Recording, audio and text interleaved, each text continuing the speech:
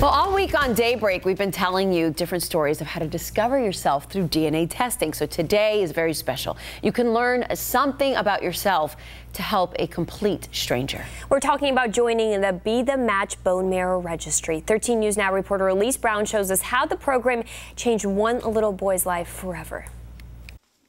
Aaron is like any other 8-year-old kid. He loves to play, cuddle with his mom, and hang out with his dog. Booba's my best friend. On the table in front of him, lots and lots of pills. 20-some pills a day. A reminder of the last few years. When Aaron was 5, doctors diagnosed him with acute lymphoblastic leukemia, a journey he describes as Horrible.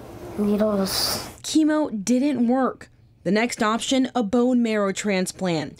Aaron and his mom, Tammy Jo, headed to Duke University Hospital for the procedure. Aaron was a 6 out of 6 match with 3 different donors. People of European descent have a 77% chance of finding a match on the Be the Match registry. It's a national nonprofit that collects donor DNA and matches it with patients.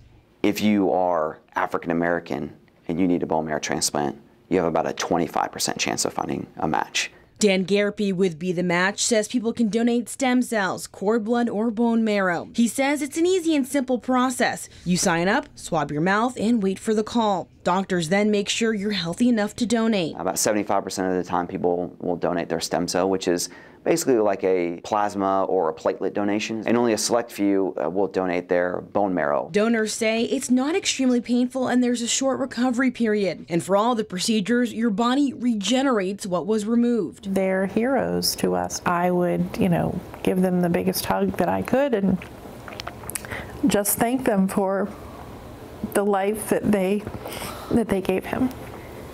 Aaron is now in remission. Elise Brown, 13 News Now.